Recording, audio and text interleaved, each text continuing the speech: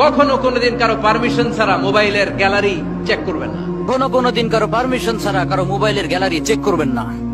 না না না, কখনো কারো কোনো পারমিশন ছাড়া কারো মোবাইলের গ্যালারি কিছু ছবি টবি কোনো অবৈধ জিনিস কোনো চেক করা যাবে না, কোনো কপি করা যাবে না। কখনো কারো পারমিশন ছাড়া তার ফেসবুকের মেসেঞ্জারে কে কার সাথে চ্যাটিং করেছে এটা করা যাবে না। কারো পারমিশন ছাড়া ফেসবুকে মেসেঞ্জারে কে কার সাথে চ্যাটিং করেছে এটা দেখা যাবে না।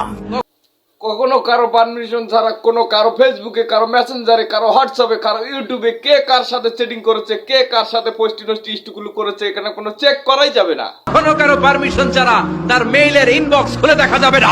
কোনোদিন কারো পারমিশন ছাড়া কারো মেইলের ইনবক্স খুলে দেখা যাবে না। কখনো কারো পারমিশন ছাড়া কারো মেইলের ইনবক্স, কারো মেইলের ঢাকনা ঢুকনা কিছু খোলা যাবে না। আমরা ইসলামের শুধু নামাজ আর রোজা আর জিকির আর এই দাড়ির মধ্যে সীমাবদ্ধ করেছি।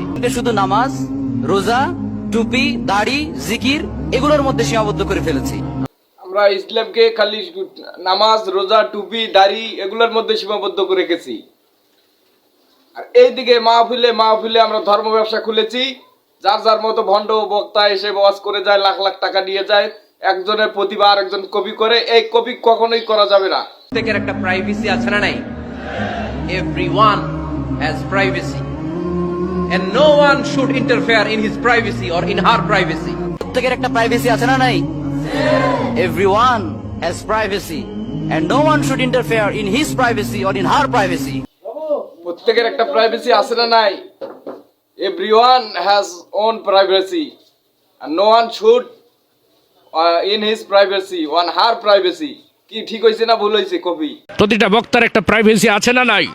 প্রতিটা বক্তার একটা স্বকীয়তা আছে না নাই? তার নিজস্ব একটা যোগ্যতা, নিজস্ব একটা প্রতিভা আছে না নাই? এজন্য ছোট থেকে ছোট হোক কোনো বক্তাকে কখনো কপি করবেন না।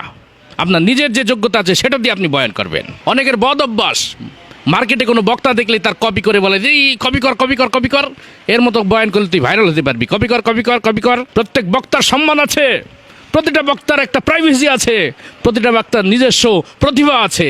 তুমি তোমার প্রতিভা দিয়ে বয়ান করো, কোনো বক্তাকে কপি করে বয়ানের ময়দানকে কলুষিত করবে না। ঠিক কিনা বলেন? শেষ।